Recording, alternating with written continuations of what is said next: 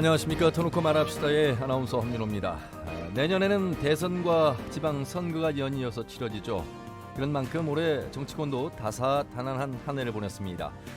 먼저 4.7 재보궐선거가 있었고요. 또 대선 후보를 선출했습니다. 그리고 지방선거 입지자들의 출마와 불출마 선언 등도 이어지고 있죠. 하루가 다르게 급변해오고 있습니다. 내년 대선에서 특히 전북의 선택에 캐스팅 보트를 적용할 수 있는 만큼 여야의 각축전도 뜨겁습니다. 대선 후보들이 전북 방문을 나서면서 민심 확보에 사활을 걸고 있고요. 또 대통합을 위한 인사 영입도 본격화하면서 전북 정치권이 어떻게 재편될지 관심이 모아지고 있습니다. 오늘 터놓고 말합시다. 올간 정치 토크 시간으로 올 한 해 정치권의 이슈를 정리해 보겠습니다. 아울러서 내년 대선과 지방선거 전망도 토론해 보도록 하겠습니다. 오늘 방송은 사전 녹음으로 진행하고 있습니다. 방송 당일의 정치적 상황 달라질 수 있다는 점 양해해서 들어주시길 바라겠습니다. 유튜브에서 KBS 전주총국이나 터놓고 말합시다를 검색하시면 실시간 보기와 다시 보기도 가능합니다. 많은 의견과 제보도 해주시길 바라겠습니다. 자, 그러면 토론에 들어가기 앞서 도민들이 생각하는 올 한 해 정치권의 이슈와 새 정치권에 주문하는 말씀은 어떤 내용인지 김세별 리포터의 도민 인서트로 함께 들어보시죠. 올해도 당대표 선발이나 대선 후보 선출 등 정치권의 이슈가 많았고 권리당원 모집과 민주당 복당 등으로 지역이 들썩였는데요. 하지만 그 속에서 줄서기 정치가 반복되고 불필요한 갈등도 우려됐잖아요. 구대 정치보다는 여야가 공정한 대결을 하기를 바라고 전북 정치의 존재감이 올라갈 수 있게 전략을 잘 세웠으면 합니다. 얼마 전에 민주당 이재명 후보가 전북을 방문해서 곳곳의 현안을 살폈는데 전북의 표심을 잡을 수 있는 여야의 구체적인 전북 발전 전략들이 나오는 건 환영할 일인 것 같아요. 특히나 군산 조선소 재가동이나 남원 공공의대 건설들이 결국 다음 정권으로 넘겨지게 됐는데요. 대선이란 상황을 이용해 전북 현안들을 해결하고 재생에너지 사업 등 다른 사업들을 공약화해서 전북 발전의 통사진을 제시해줬으면 합니다. 선거가 다가올수록 각 당이 찢어지고 합치고 하는 모습을 많이 볼 텐데요. 당대당 통합과 세력 확장 등이 생리를 위해서는 유리하겠지만 유권자들에게는 당의 정체성 혼란으로 다가올 수 있는 것 같아요. 그만큼 장단점이 있을 것 같고요. 특히 요즘 2030 세대들의 정치적 위치가 커졌는데 획기적인 방안들도 나왔으면 합니다. 내년 초부터 대선과 지방선거가 있기 때문에 새해에는 정치권이 급변해야 할 것으로 보이는데 코로나로 힘든 도민들을 위해서 민생 경제 회복에 힘써주시고 도민들도 선거에 많은 관심을 좀 가졌으면 좋겠습니다. 네, 도민들이 생각하는 올해 정치권 이슈 그리고 전북의 정치권에 바라는 점까지 들으셨습니다. 오늘 두 분과 함께 토론해 보도록 하겠습니다. 전북일보 이경재 개곤 눈소리원 오셨습니다. 어서 오십시오. 네, 안녕하십니까. 참여자치전북 10년대 부패방지시민센터 김영기 대표님 어서 오십시오. 예, 안녕하십니까. 예, 그리고 잠시 후에는 각 도당 위원장인 김성주 의원과 정운천 의원을 전화 연결해서 전북 도당의 입장도 들어보도록 하겠습니다. 자, 이경규 의원님, 네. 먼저 전국적으로는 4.7 재보궐선거가 있었고요. 또 각 정당의 대표를 뽑는 여야 민주당과 국민의힘 대표를 뽑았고 대통령 후보자를 뽑았습니다. 많은 변화가 있었는데 우리 지역은 큰 변화가 그렇게 상대적으로 많지는 않았던 한 해가 아니었나 싶은데. 네, 그렇습니다. 그렇긴 해도 이제 정치 일정 때문에 정치 이벤트가 활발했던 그런 한 해가 아니었나 생각이 들고요. 일단은 뭐 각 정당 대표가 선출이 됐고 그 과정에서 국민의힘당은 이제 이준석 대표 잘 아시는 것처럼 국회의원 경력이 한 번도 없는 30대의 정당 제1야당의 대표가 됐단 말이죠. 예. 그래서 오히려 뭐 이준석 신드롬이라고 할 만큼 어떤 그런 관심을 불러일으킨 그런 것도 하나 올해 특이한 점이 되겠고요. 또 하나 이제 경선 내년 대선을 앞두고 경선이 마무리되면서 윤석열 이재명, 윤석열 두 후보가 이제 맞대결로 활발히 경쟁을 벌이고 있는 그런 구도 속에서 전라북도 어떤 방문이랄지 공약이랄지 의제 설정이랄지 이런 것들이 활발히 진행이 된 그런 것도 한 해가 되지 않았나 생각이 되고요. 예. 또 그 이전에 8월 말까지 권리당원들을 뭐 각 당이 아주 열정적으로 모집했는데 그 과정에서 어떤 뭐 동원이랄지 가짜 당원이랄지 뭐 그런 것들이 있어가지고 상당히 불미스러운 그런 것도 연출이 된 또 한 해가 아니었나 싶고요. 예. 여튼간에 그 내년은 뭐 다 아시는 것처럼 호랑이 해라고 그럽니다. 이민년. 근데 호랑이가 상징하는 것들이 말하자면 용맹, 용기, 신념, 어떤 행동 뭐 이런 것들이기 때문에 내년 정치 일정과도 맞물려져서 대선도 그렇고 또 지방선거도 어떤 전라북도가 웅비하고 어떤 용기 있는 신념 있는 그런 한 해가 발진을 해가 돼야 되지 않겠는가 이런 희망을 또 가져보게 됩니다. 큰 틀에서 보면 내년 대선 앞두고 뭐 정치권이 굉장히 분주한 올 한 해 특히 하반기 시점이었는데 정세균이라는 우리 전북 출신의 대선 후보가 있어서 뭐 관심도 가졌습니다만 중간에 이제 포기를 하는 그런 사태 속에서 내년 지방선거를 앞두고 우리 또 지역 안에서는 많은 또 재편과 움직임들이 일고 있습니다. 김영기 대표님 올 한 해 우리 전북 정치를 어떻게 보세요? 전국적으로는 그런 많은 어떤 변화와 또 그런 변화를 모색하는 움직임이 네. 있었는데 우리 전북은 큰 변화 없이 조용한 한 해를 보냈다. 예. 다만 물밑에서 권리당원이라고 하는 거 모집 내년 지방선거를 앞두고 그리고 대선 후보 특히 이제 정세균 후보가 출마를 했기 때문에 예. 또 그런 권리당원 어떤 모집에 있어서는 좀 과열된 측면이 있었지만 그 여타에는 우리 역시 변방이기 때문에 야. 중앙정부 대선 후보 선출 과정에서 핵심적인 역할을 하는 사람도 없었고 또 뭐 주요한 어떤 하게 뭐 직책을 맡은 사람도 없었고 이러다 보니까 예. 거의 대선 후보 경선 과정을 구경하는 구경꾼으로 전락한 게 전락도가 아닌가 예. 이런 생각을 해봅니다. 물론 권리당원이 타 지역에 많다고 했지만 우리 지역 출신인 또 정세균 후보가 중도에 우리 전북에 오기 전에 사퇴를 했거든요. 그리고 전북에 왔어도 실제 앞순위는 하기는 어렵다고는 전망들이 많았고 이러다 보니까 사퇴를 하게 된 건데 그 이후에 그 어떤 민주당 경선과 관련해서 약간의 어떤 대결 국면이 있었지만 금방 예. 사그러들고 그 뒤에는 뭐 조용하게 지금 연말을 맞이하고 있지 않나 이런 생각이 듭니다. 예. 뭐 내년 2021년 하면 코로나로 시작해서 코로나로 그렇죠. 지금도 뭐 코로나가 더 거의 지금 10,000명이 육박하고 있는데 이런 코로나 전국 속에서 모든 것들이 우스갯고 특히 지역의 소상공인과 자영업자들은 그 신음 속에서 1년을 보냈다. 그래서 휴폐업이 속출하고 있고 그 다음에 과거와 다른 점은 이제 1인 자영업자들이 많아졌다는 겁니다. 식당도 예, 혼자 하고 예. 아니면 가족 경영 이런 것들이 많아진 특징들이 있는 것 같습니다. 내년도 대선이 이제 얼마 남지 않았지만 역시 우리 지역은 아직도 이렇다 할 어떤 역할을 예. 할 거에 대해서 이렇게 장밋빛 전망을 하기가 어려운 게 사실이 아닌가 이런 생각을 해봅니다. 예. 변방이라는 말씀을 썼습니다. 이 언제까지 이 변방에 머물러 있고 구경꾼의 입장에서 바라만 봐야 될 것인가? 그러면 우리만 구경하고 있는 것일까? 실제로 대선 후보들은 전북을 정말 그 수준만큼 보고 있는 것인가? 아니면 정말 관심 있게 전북을 방문했을 때 하는 말이 진심으로 들리게끔 정말 정책과 공약을 고민하고 있는 것일까? 이 부분을 한번 살펴봐야 될 텐데 먼저 이재명 후보가 다녀갔고 2박 3일이었습니다. 그리고 이제 윤석열 후보가 다음 주로 예정이 돼 있습니다. 1박 2일 정도. 자, 어떻게 보세요? 이재경, 네, 이경재 의원님. 이재명 후보도 2박 3일간 전라북도를 순회하면서 상당히 이례적인 그런 방문 일정을 소화를 했는데요. 그 과정에 나온 게 아까 이야기한 그런 전북 차별론 또 이 변방이라고 하는 그런 문제를 제기를 해가지고 사실은 그 4년 전 뭐 그런 대선 때도 그랬고 예. 다시 한번 그 화두를 끌어냈는데 사실 전라북도 정치의 어떤 변방 문제는 뭐 어제 오늘 이야기가 아니고 또 그 과제로 대두돼가지고 뭔가 해결 능력을 보여야 된다는 어떤 그런 당위성도 오래전부터 나와 있었는데 결국 이 문제는 정치 역량의 문제고 정치권이 불리하는 문제라고 저는 생각을 하거든요. 예.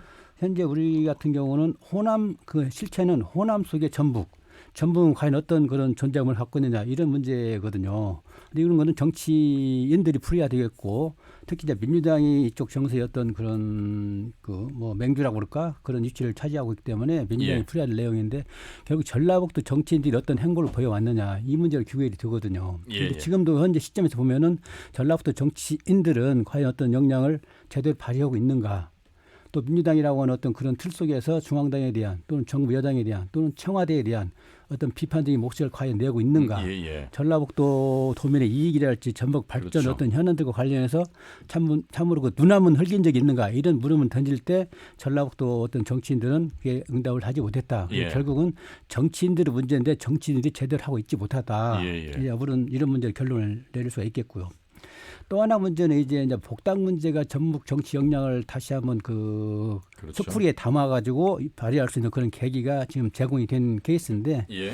이 문제를 놓고는 지금 상당히 혼란이 있는 것 같아요. 사실은 대선 후보면은 대선 후보가 결정된 이후에 정당은 대선 후보 위주로 굴러가거든요. 그래서 예. 이재명 후보가 대화합 차원에서 복당 문제를 큰 화두를 던졌단 말이죠. 그런데 민주당 내부에서는 지금 상당히 좀 혼란스럽고 시끄러운 모양이에요. 과연 정체성 문제를 어떻게 유지할 것인가, 또는 당원에 나와 있는 뭐 성범죄자랄지, 또는 그 선거에 출마해가지고 출마한 그런 사람들은 복당이 지금 불허하는 걸 되는 이것을 어떻게 봐야 될 것인가. 예. 여러 가지 이제 또 문제들이 있는데 이런 문제를 당 차원에서 풀어내야 되거든요. 근데 이걸 풀지 못하고 지금 어정쩡하게 있는데 그 원인은 기존의 당을 지켜왔던 사람들의 어떤 그 반발, 저항, 그렇죠. 이것 때문에 해결의 실마리를 찾지 못하고 있는데 이게 지금 하나씩 만들어가고 있는 것 같습니다. 그래서 곧 아마 그 결말이 나올 것 같고 25%라고 하는 어떤 그런 감액 이런 처분도 좀 완화하는 방향으로 나가고 있는 것 같고, 다만 그런 완전히 없애는 어떤 불이익 조항을 완전히 없애는 그런 방안에 대해서는 당 차원에서는 예. 거부를 하고 있는 것 같고요. 그래서 이런 문제가 곧 나올 것 같고, 예. 또 하나는 이제 이재명, 어차피 이 얘기가 나왔기 때문에 이재명 후보가 여기를 2박 3일간 이제 후다시피 하고 갔는데 예. 그 중에서 나온 게 중요한 메시지 하나가 수건 사업이나 마찬가지였던 남원 공공의대 설립 문제, 이거에 대해서는 확실히 반드시 내가 처리하겠다 이런 예, 메시지를 던져고 그렇죠. 가서 기대를 해볼 만한 그런 사항이 되었고요. 예. 새만금 사업과 관련해서 뭔가 좀 기대가 나올 것 같은 그런 기대가 있었는데 뭐 국민 반상이라고 하는 어떤 김재재에서 그걸 열어서 아마 의견 수렴하는 정도로 그쪽 것 같아서 그 문제는 조금 약간 미흡한 걸로 이렇게 예. 보여집니다. 역량벌이를 통해 존재감을 키워야 되는데 사실 지금 보면 복당 내지 입당을 통해서 다음을 어떤 모색하는 그런 느낌의 우리 전북의 정치. 지금 10석 중에 민주당이 이제 8석, 국민의힘이 이용호 의원이 입당을 했기 때문에 한 석, 그리고 무소속이 한 석이 되었습니다.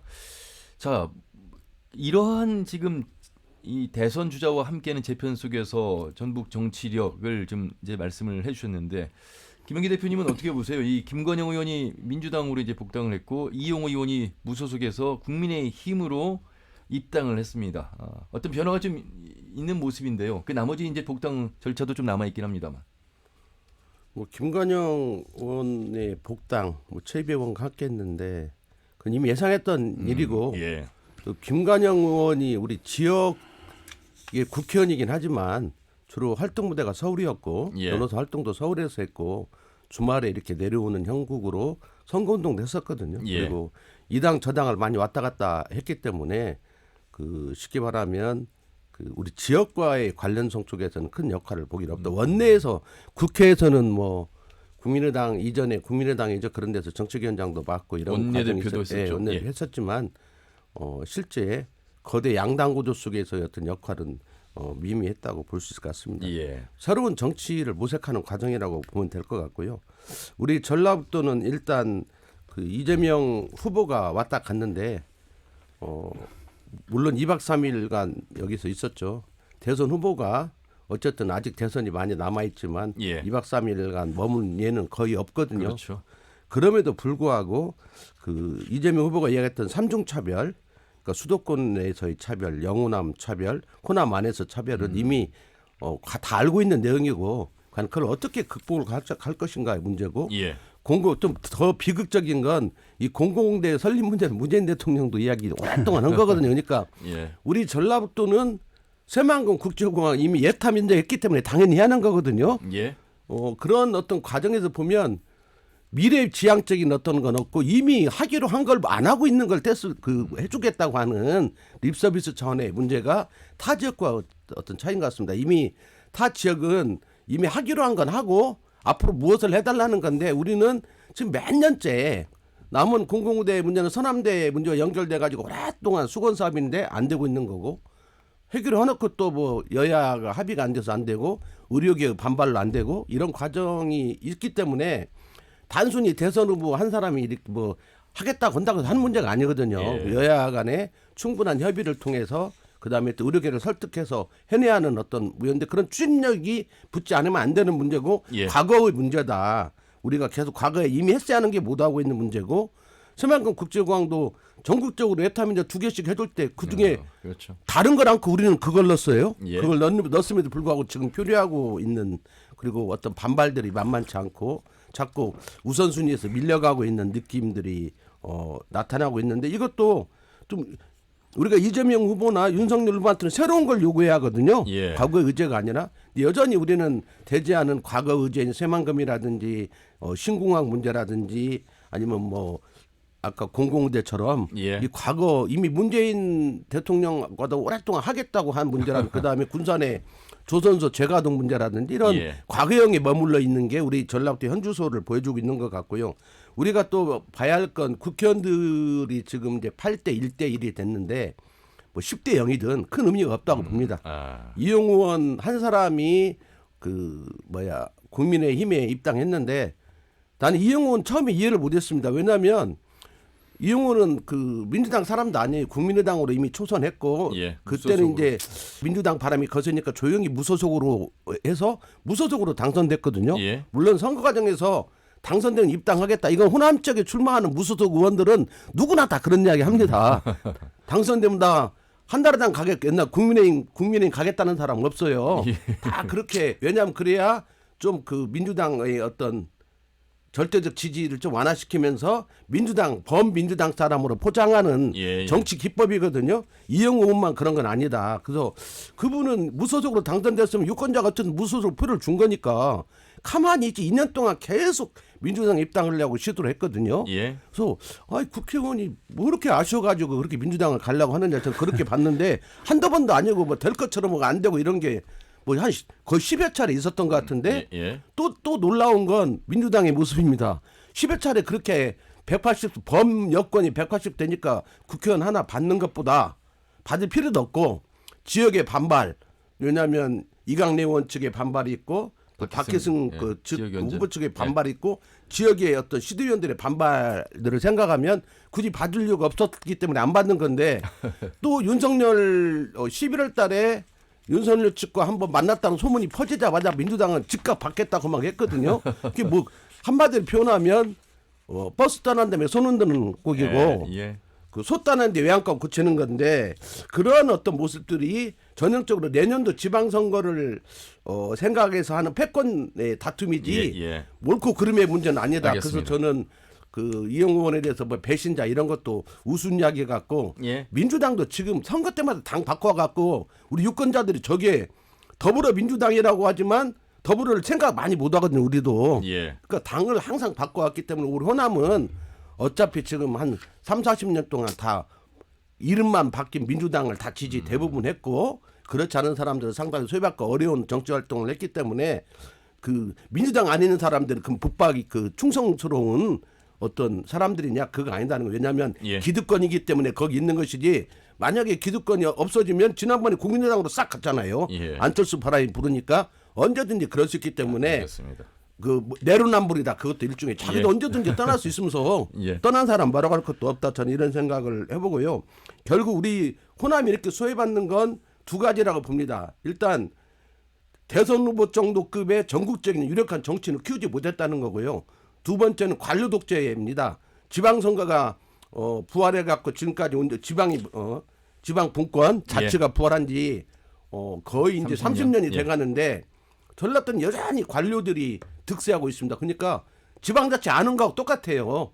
문의만 약간 바꿔놨고 의회에 있고 집행부 있고 선거를 뽑으니까 지방자치 하는 것 같지만 여전히 관료들이 다 점거하고 있고 예. 이렇게 타 지역과 비교해서 월등히 관료들이 득세하는 게 여기고 저는 그걸 30여 년 지방자치는 관료 독재의 연속이었다. 저는 이렇게 봅니다. 그런 과정에 있다 보니까 행자부의 중간 간부가 서울 올라가서 무슨 일 하겠습니까? 타 지역의 도백이나 시장들은 막 재선 의원, 초선 의원, 삼선 의원급인데 우리 전라북도는 행자부 중경 간부 정도 하다가 내려가지고 재경부에서도 안 만나줘요. 도지사 가도. 국회의원 끼지 않으면 중앙부처를 돌아다닐 수가 없었던 게 우리 전라북도의 예. 현실이었다고 본다. 물론 초대랑은 좀 틀렸죠. 초대랑은 틀렸지만 예. 지금 그렇게 돼 있고 도북뿐만 아니라 시군까지 그렇게 돼 있는 이런 구조가 중진 의원이 없는 것과 맞물리면서 쉽게 네. 말하면 악순환의 어떤 알겠습니다. 늪에 빠져 있다고 생각이 예. 됩니다. 자, 삼선 의원이 없는 전북의 현재 위치, 주소에서 지방선거까지, 지방자치까지 말씀을 언급해 주셨습니다. 자연스럽게 흘러가 봐야 될 것 같습니다. 내년에는 대선 못지않는 우리 지역의 중요한 도지사와 교육감, 시장 군수, 의원들을 뽑는 지방선거가 있는데 일단 현 송하진 지사가 삼선의 어떤 출사표로 해석될 수 있는 공직자 선출직 공직자 평가위원회 심사를 진행하는데 여기에 이제 자료를 제출했다는 것은 그런 의미로 좀 봐야 되겠습니다. 이경재 의원님. 네, 그렇습니다. 사실상 출마 선언을 공식적으로 하지 않았을 뿐이지 예. 그 내적인 어떤 그런 이제 방침이 굳어진 것 같고 또 실제 뭐 조직 공식화된 조직은 아니지만은 어떤 점조직 형태로 조직 가동도 좀 하고 있는 것으로 알려지고 있기 때문에 예. 송하진 지사의 삼선 출마는 어떤 별나란 큰 특이한 어떤 변화가 없는 한 기정사실화로 이제 받아들이는 분위기이고요. 또 실제 활동하고 있다고 이렇게 보여지고 있고요. 또 아까 이야기한 그 정치 역량과 관련해서 한마디 더 붙인다면은 예. 전라북도 정치의 가장 큰 문제는 경선 경쟁 구도가 아닌 거 가장 취약점이 바로 그거거든요. 예. 약간 삼선도 없는 어떤 중진 부재도 있고 그러지만은 예. 경쟁 구도를 갖춰줘야 이게가 정치 서비스랄지 지역 발전이랄지 현안에 대한 그런 뭐 해결해 나가는 어떤 그런 측면도 에너지를 확보를 할 수가 있는데 전라북도의 가장 취약점은 그런 구도가 아닌 거예요. 일단 독주 그러니까 경쟁은 하고 있습니다만 실질적으로 경쟁은 하고 있습니다만 그래서 지금 복당 문제도 다 민주당으로 예. 달려가고 있는 예, 거잖아요. 민주당 독주 때문에. 그래서 이런 것들은 상당히 복잡다기한 어떤 현상이긴 하지만 정당도 좀 뭔가 뭐 반성을 좀 해야 될 측면이 있고 예. 유권자들도 어떤 취사 선택할 때 뭔가 좀 한 차원 높은 그런 선택의 어떤 기회를 좀 가져야 되는 어떤 과제를 던져주고 있는 상황이라고 보여지고 있고요. 예. 야, 그런 측면에서 복당 문제도 바라본다고 한다면은 이재명 후보가 대화합 차원에서 복당을 다 수용한다고 했지만 당은 예. 지금 그런 여러 가지 저항이랄지 반발 때문에 움직이지 않고 있단 말이죠. 그런데 이걸 어떻게 볼 것인가 가장 중요한 지금 현안인데 이제 그런 문제와 관련해서 유석열 의원 같은 경우를 제가 지금 사적인 그런 전 의원, 공간에서 예. 한번 만난 자리에 그 문제를 던졌는데 유석열 의원 같은 경우 그런 이야기를 하더라고요. 좋다. 그건 좋은데 대사명이라고 하는 말은 좀 걸린다는 거죠. 우리가 예. 무슨 잘못을 했느냐. 대합 차원에서 이렇게 에너지를 하나 뭉쳐가는 건 참 좋은데 이제 그런 측면이 하나가 있고 또 하나는 이제 이 구걸하는 식으로 들어가지는 않겠다. 이런 이야기를 하더라고. 그래서 어떤 모양새 있는 어떤 뭐 복당 이런 것들을 좀 원하고 있는 것 같고 중진들 측에서는 아마 복당이 가시화된다고 한다면은 이런 모양새 갖추는 거는 당에서 충분히 할 걸로 알고 있고 예. 다음 이제 디테일한 측면에서 아까 얘기한 당헌 문제 또는 뭐 여러 가지 복잡다기한 여러 가지 지방의원들이랄지 단체장 문제랄지 지역에서 여러 가지 경쟁 구도에 있는 사람들의 어떤 정리는 그 문제가 좀 복잡하게 남아 있는 것 같아요. 예. 그리고 아까 이야기한 단체장들이랄지 지방의원들의 그 평가 문제 이거는 저는 개인적으로는 저는 반대를 합니다. 왜냐하면은 선출직에 대한 평가는 유권자들이 하는 거고 또 유권자가 하기 전에 공천 때에도 뭐 경선이랄지 국민 하죠. 참여 경선을 다 하기 때문에 저는 일단 반대를 하고 있고 또 하나는 평가 방법 중에 예컨대 뭐 도덕성이랄지 여러 가지 몇 가지 있단 말이죠. 윤리, 리더십 또는 뭐 직무 활동 이런 것들이 예컨대 도덕성 및 윤리 역량이 17%가 반영이 되는 걸로 지금 내부적으로 돼 있거든요. 또 리더십 역량이 19%, 숫자도 뭐 17, 19, 뭐 13, 직무 활동 31%지만은 이것도 좀 의문이고 또 이 리더십 역량을 평가할 때 어떤 기준으로 평가할 것인가, 예. 직무 활동의 어떤 그런 것을 어떻게 뭐 수의미한가 이렇게 평가를 할 것인가. 상당히 이것은 주관성이 개입될 소지가 많은 평가 기준이다. 예. 평가 기준도 문제고 평가 기구도 문제가 있다 해서 저는 이런 문제를 반대를 하고 역시 평가는 유권자, 주민들한테 맡겨져야 할 문제이지 않느냐. 예. 그래서 이 문제는 결국은 중앙당이랄지 지도부에 대한 충성도를 테스트하는 것밖에 안 된다. 그래서 결국은 예. 물갈이 어떤 수단으로 활용될 계기가 많기 때문에 저는 개인적으로 반대한다. 그런 말씀을 드립니다. 예.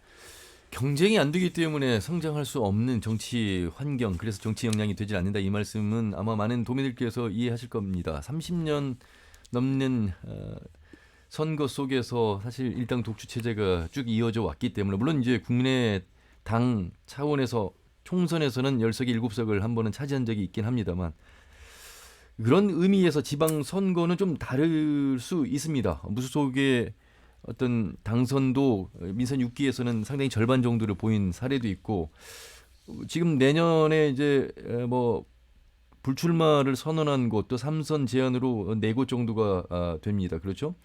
순창을 비롯해서 남원 그리고 이제 전주시장 불출마, 박성일 완주군수의 불출마 여러 뭐 변화가 일어나고 있습니다. 김영기 대표님.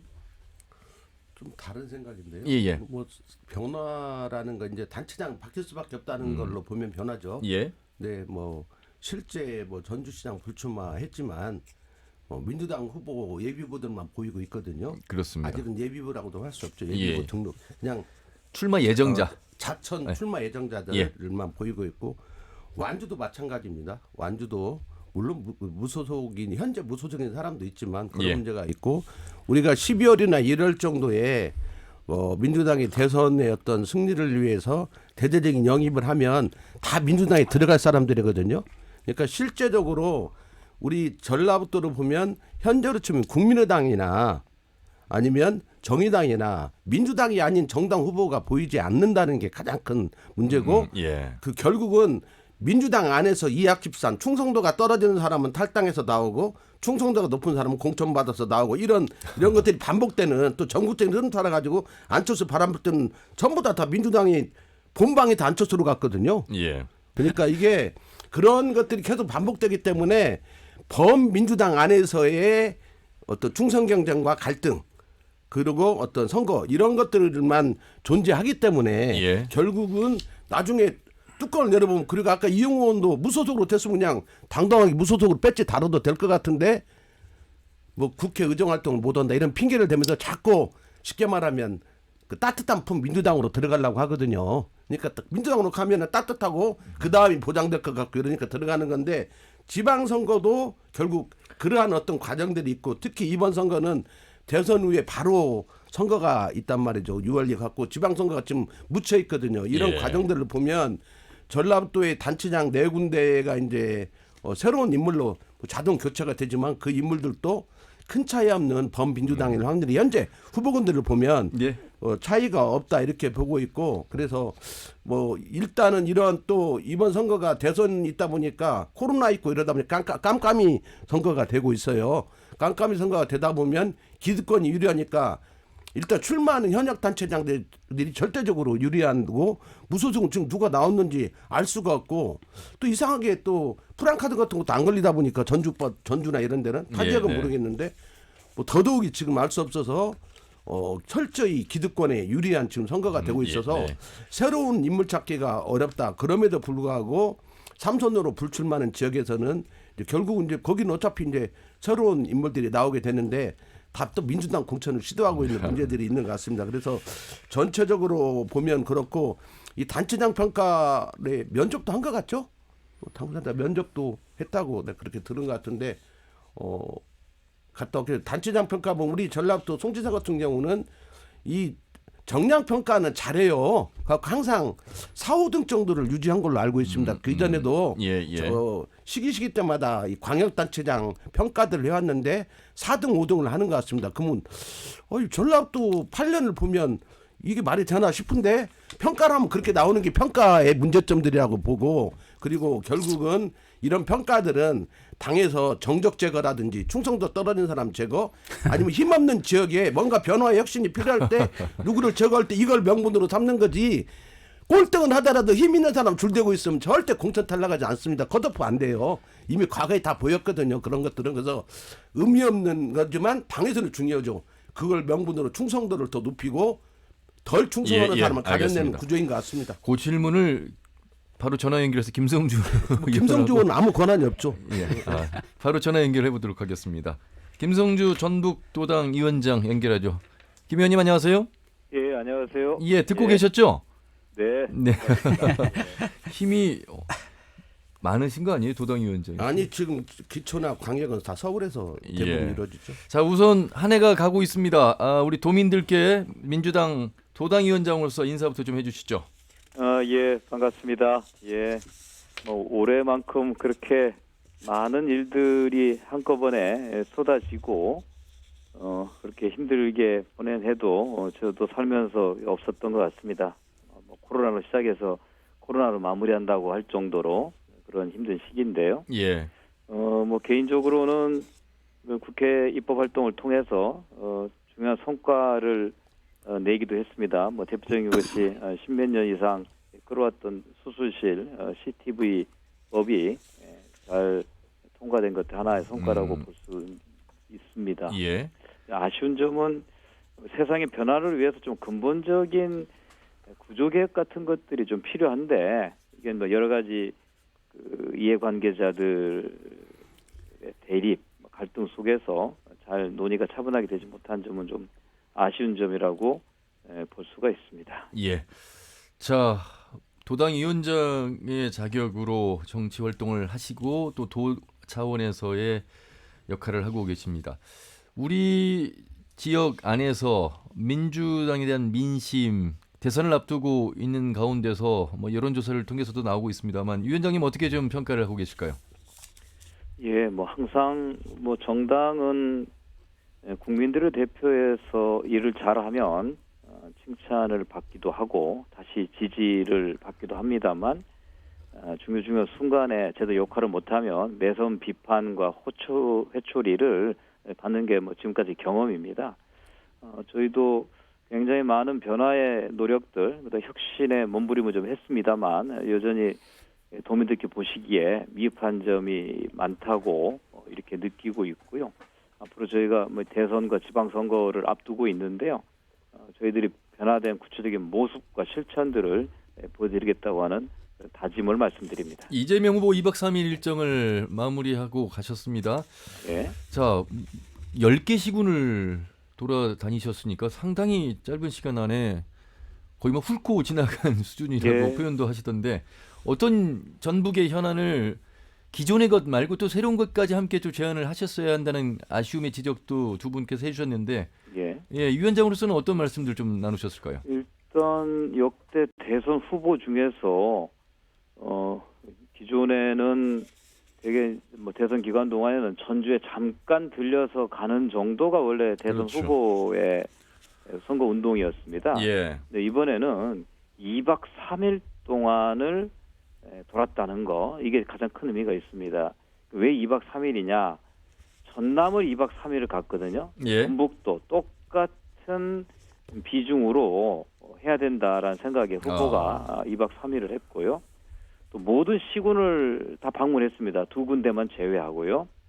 특히 정읍에 제가 삼고시장 갔을 때는 그 상인들께서 태어나서 대선 후보가 여기를 정읍을 온 건 처음이라고 할 정도로 모든 시군들을 방문했고요.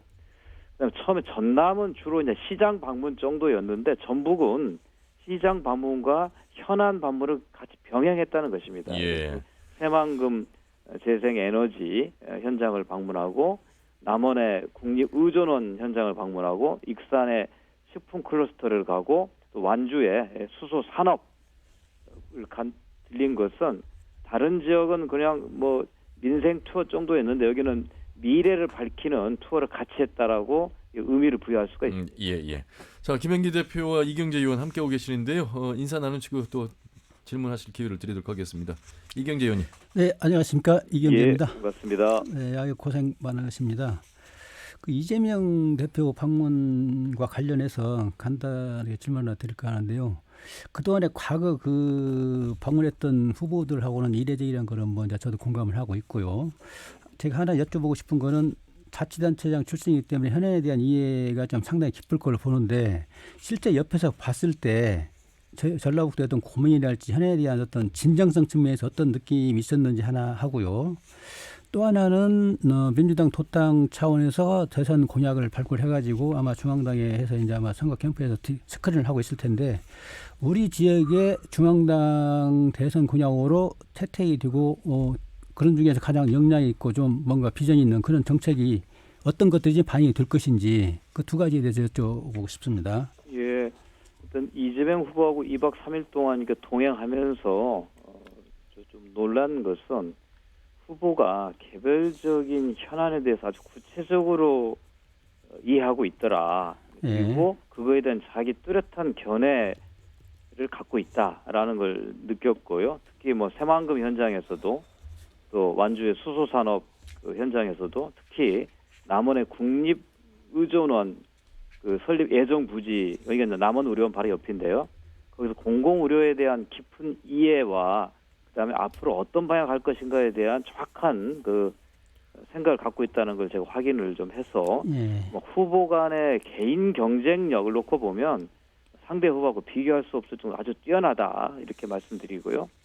그러니까 네. 대선 공약 발굴은 전국의 시도당 중에서 전북도당이 제일 먼저 시작해서 이미 이제 중앙당에 제출한 상태고요. 예. 이게 이제 반영하기 위한 프로세스는 굉장히 복잡하게 거칠 것입니다. 예. 다만 제가 선대위 정책본부의 수석 부본부장으로 지난주 금요일 날 임명했기 때문에 예. 어차피 제가 각 전국의 시도 공약들을 관할하게 될 것이기 때문에 비교적 조금 유리한 입장에 놓였다 볼 수 있고요.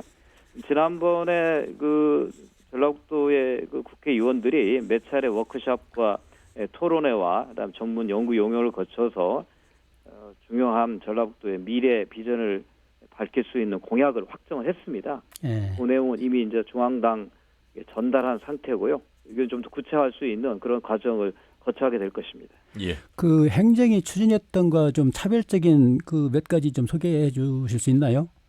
아무래도 이제 뭐 행정은 각 시군과 도의 각 부서로부터 개별적인 사업을 발굴해서 이렇게 상향식으로 만들다 보니까 가짓수는 좀 많습니다만 딱 개념화된 이런 틀을 갖기는 좀 어렵습니다. 근데 저희는 오히려 위로부터 앞으로 전라북도가 발전하려면 뭘 해야 될 것인가에 대한 주로 산업의 측면에 많이 주목하면서 했기 때문에 그 각 시군에서 올라온 사업과 저희 도당이 구상하는 큰 정치적 프로그램과 결합해서 완성된 버전을 만들었다 이렇게 말씀드립니다.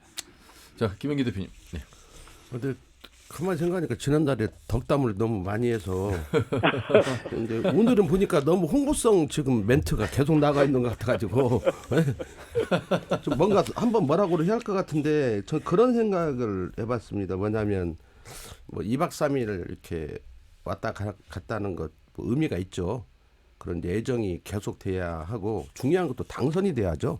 예. 당선이 돼야 하는데 지금 우리 전라북도가 어떤 호남 속에서도 소외받고 있는 문제 이런 것들 속에서 또 심상치 않은 분위기가 있는 거 아닙니까?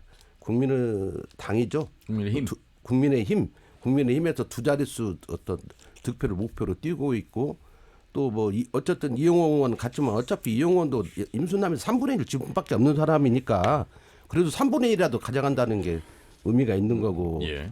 또 정우천 의원이 활발히 활동하고 있고 이런 과정들을 보면 박근혜 후보 때보다는 못하더라도 두 자릿수를 가져갈 수도 있는 물론 전라북도 유권자 자체가 작아서 전국적으로 보면 미미한 수준이지만 지금 대선 흐름이 윤석열과 접전으로 가고 예. 거의 초접전 어떤 상황이 진행되고 있기 때문에 한 표가 아쉽거든요. 이재명 후보 측에서는 그런 예. 의미에서 저는 상당히 답보 상태에 빠져 있는 이재명 후보가 돌파를 해나가는 데 있어서 자기를 적극적으로 그래도 80% 이상 뭐 지지를 받을 수 있다고 생각하는 전북을 방문한 게 아닌가 이런 생각이 들고 의미 있게 봅니다. 저도. 근데 실제적으로 뭐 지역별로 이렇게 이재명 후보가 단체장 출신이니까 시장도 했고 도백도 했기 때문에 지역 현안이나 이런 것들에 대해서 지방분권 협의 회장도 했고 송 지사가 지금 뭐 바톤을 이어받아서 지금도 회장하고 있죠. 그런 과정 속에서 친분 관계도 있고 많은 또 회의도 했기 때문에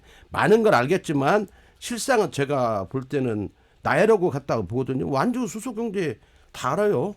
이제 실제 구체적인 어떤 내용이나 이런 것들이 중요했던 것 같고 그런 의미에서는 좀 아쉬움이 있다. 그리고 중요한 건 그 행정이나 정치권에서 좀 더 구체적으로 막 나열이 아니라 시군별로 나열이나 우리 전라북도에서는 미래지향적으로 이것만은 우리 송 지사가 좀 탄소면 우리 도당위원장은 뭐 수수경쟁가에 나 잘 모르겠는데 어쨌든 그런 거 하나 뭐가 어쨌든 틀리든 맞든 하나 정도나 이런 것들을 진짜 차기 대선 5년 동안 누가 되든 그 과정에는 진짜 일관되고 우리 전라도가 밀어붙일 수 있는 그런 것들을 빨리 좀 마련해서 이번에 성으로 올렸는데 공개가 안 돼서 모르겠네요. 그런 것들이 꼭 있어야 한다. 그래서 우리가 미래 먹거리 새만 거 말고 그 실제적인 것, 그 추상적인 수소경제 가시적으로 우리가 바로 확인할 수 있는 것들 30년 뒤에 확인하면 못 옵니까? 그때 되면 물론 후손들은 잘 싸면 좋지만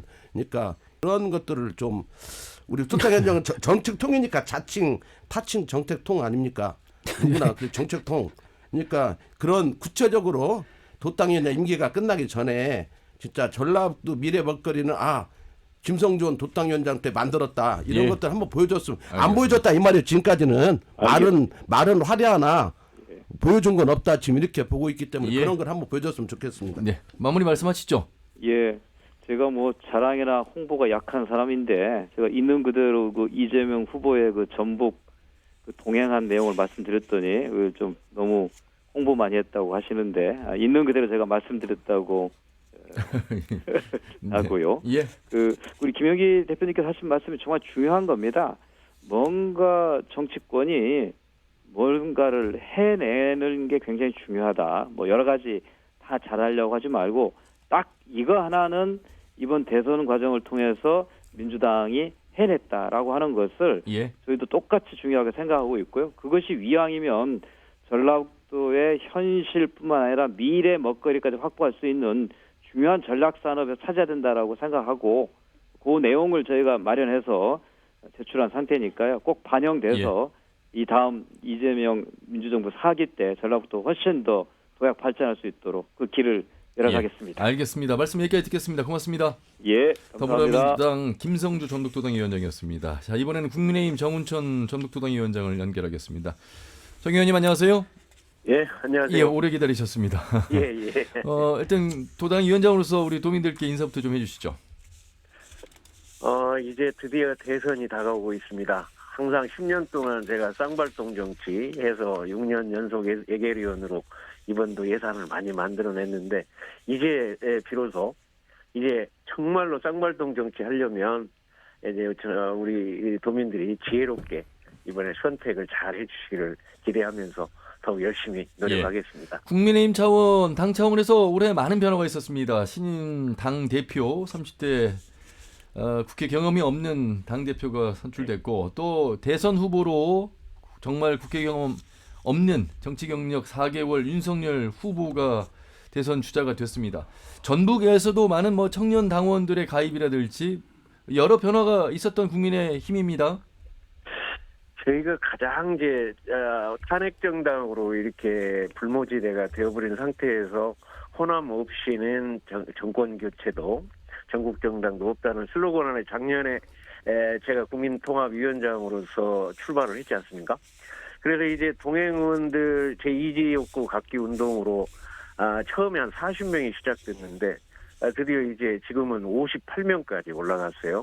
근데 우리 이번에 이제 전북에도 이종배 예결위원장 이하 또 예결위 소위위원들이 4명이나 포함이 돼가지고 실질적인 예산을 많이 만들어내고 또 법안도 지원하고 이렇게 해서 그 빈자리를 우리 동행의원들로 이렇게 메꾼 게 가장 큰 의미가 있고요. 예. 정말 우리 국민의힘에서 지금까지 수구정당, 탄핵정당 이러한 굴레 속에서 6월 11일 날 말씀하신 대로 이준석 대표가 당선되면서 그러한 문제가 변화와 쇄신 정당이 됐고요. 예. 또 하나는 이제 공정의 기치를 내걸고 이번에 정치 신인 1년도 안 된 정치 신인 윤석열 후보가 우리 대통령 후보가 돼서 정말 새로운 변화, 새로운 실용으로 현 시대를 열어갈 수 있는 그런 기반이 마련됐다. 이렇게 볼 수 있겠습니다. 윤석열 국민의힘 대선 후보가 전북 방문 일정을 지금 계획하고 있습니다.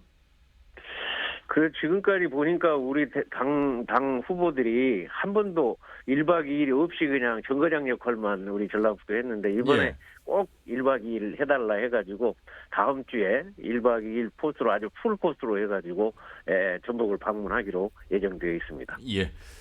자, 두 분 함께하고 계시는데 김영기 대표, 이경재 의원. 이경재 의원 먼저 인사 나누시죠. 안녕하십니까, 이경재입니다. 예.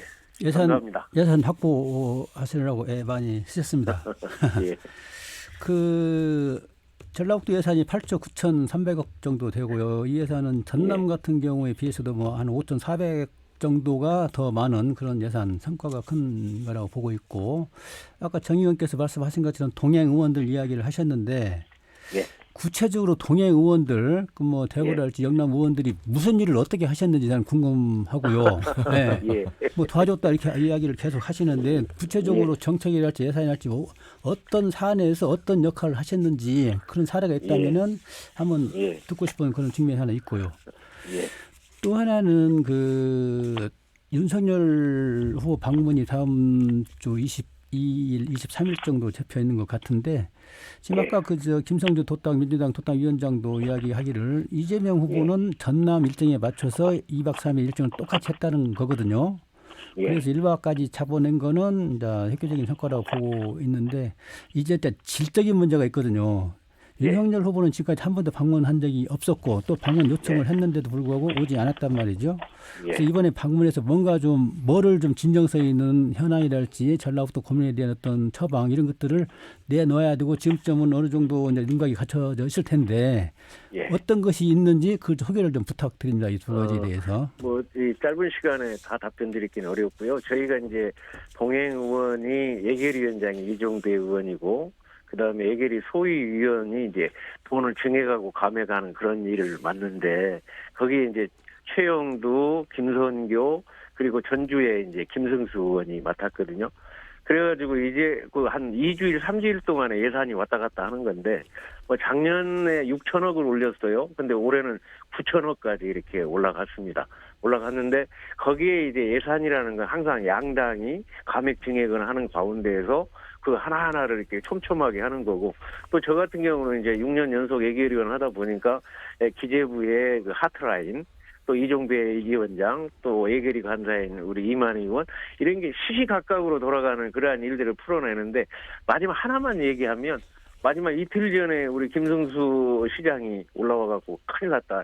이거 300억짜리 이 야구장 신축하는 그 문제가 지금 완전히 안 됐는데 그거 만들어달라.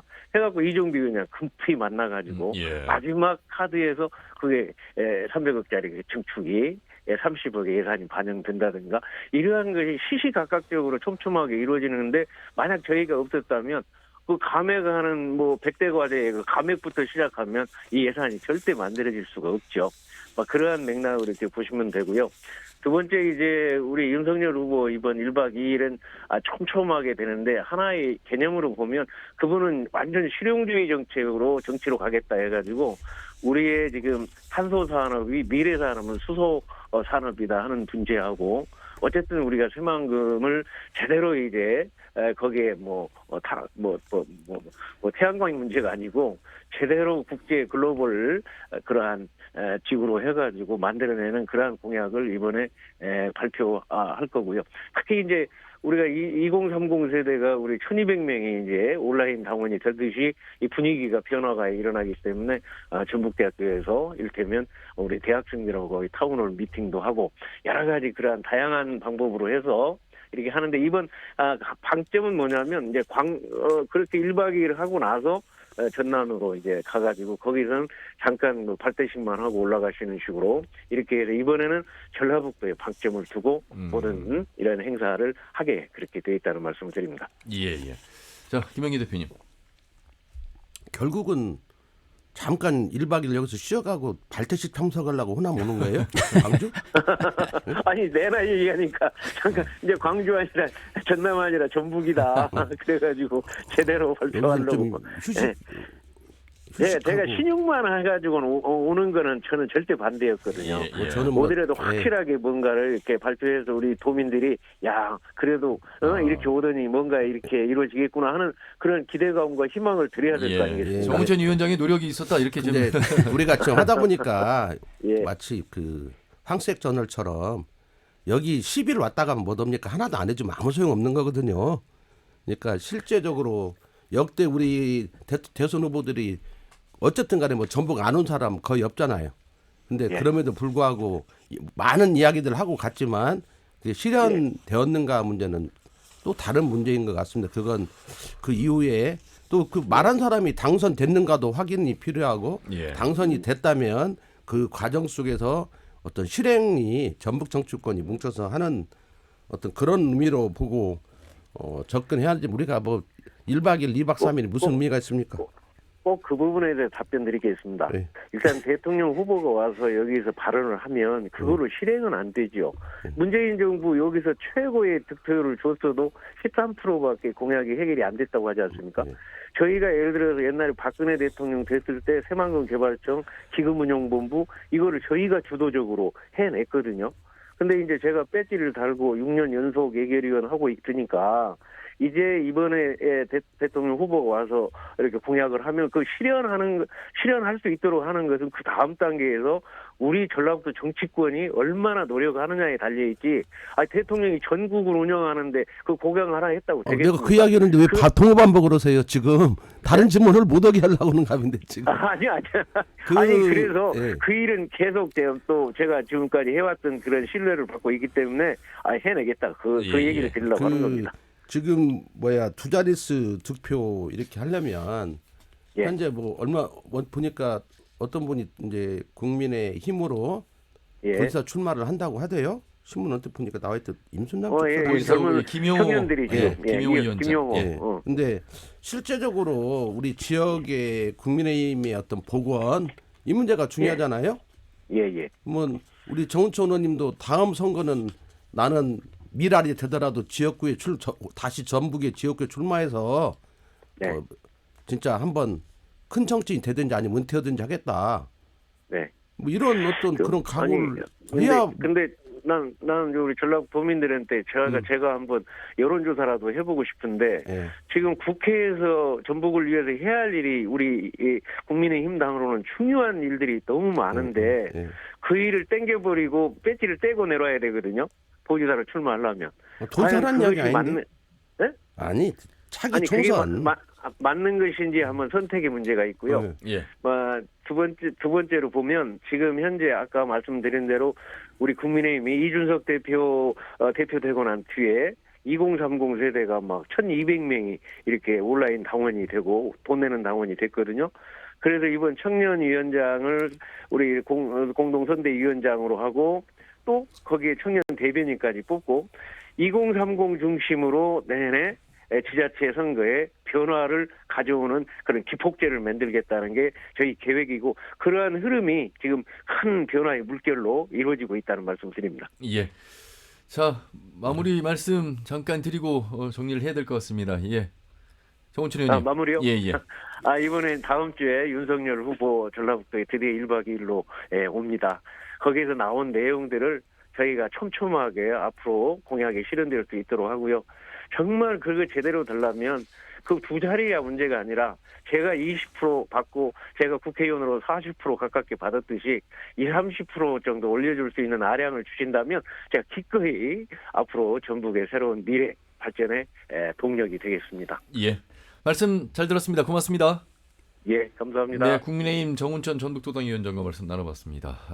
시간이 많이 지났습니다. 이제 간단하게 좀 사실 교육감 선출도 하는데 이 이야기까지는 거의 다루지 못했습니다. 다음 시간에 한번 더 다뤄보기로 하겠고요. 이경규님께서 마무리 간단하게 좀 해주시죠. 네, 내년 대선 일정은 착착 진행되고 있고요. 저희들이 또 관심을 쏟지 않을 수 없는 분야가 또 지방선거인데 아까 서두에 말씀드린 것처럼 지방선거가 대선에 가려가지고 지역의 고민이랄지 현안, 의제 이런 것들이 묻힐 가능성이 크기 때문에 우리 지역의 언론, 시민단체가 많은 관심을 가졌으면 좋겠습니다. 예. 자, 오늘 정치 토크 여기서 마무리하도록 하겠습니다. 다음 달을 또 새해를 기다려 주시길 바라겠습니다. 두 분 말씀 잘 들었습니다. 고맙습니다. 네, 감사합니다. 네, 김영기 대표 그리고 이경재 개군논소리원과 함께했습니다. 다음 주 일요일 오후 5시 5분에 인사드리죠. 함윤이었습니다. 고맙습니다.